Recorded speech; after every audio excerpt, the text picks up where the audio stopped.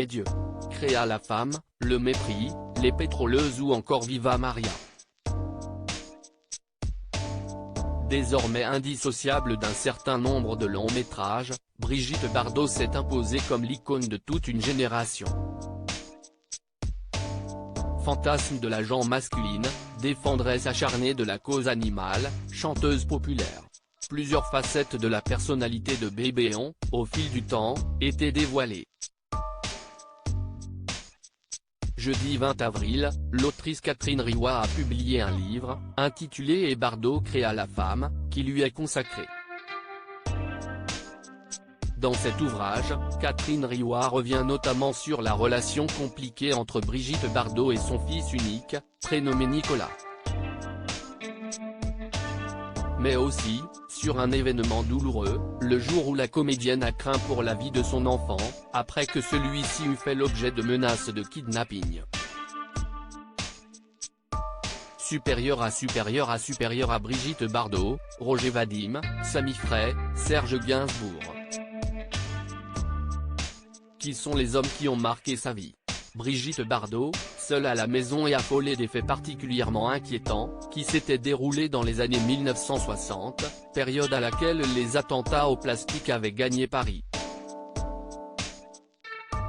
Nombreux étaient les escrocs qui tiraient avantage de ce climat de tension pour terroriser des citoyens et leur extorquer de l'argent, comme l'a rappelé Catherine Riouat dans son livre.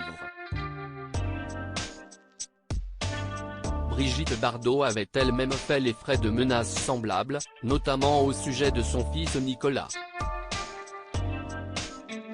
L'ex-compagne de Jacques Charrier, le père de son fils Nicolas, s'était par la suite exprimé à ce sujet dans les colonnes de l'Express. Tout le monde était plastiqué. Mon fils habitait là et j'avais reçu des lettres disant qu'on allait me le kidnapper, avait-elle détaillé. J'étais affolée. J'étais seule à la maison, absolument seule avec mon fils et la gouvernante. La muse de Serge Gainsbourg avait précisé avoir demandé à ce que des sergents de ville assurent sa sécurité, comme l'a rappelé Catherine Riouat. Toutefois, elle avait dit ne pas en avoir eu l'assurance. C'est une chose qui m'a extrêmement frappée, avait-elle avoué à nos confrères.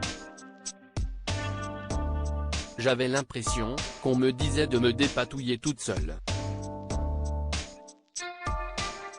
Et c'est ce qu'elle avait choisi de faire. En ayant recours à des gardes privés, et en expédiant son garçon en Suisse.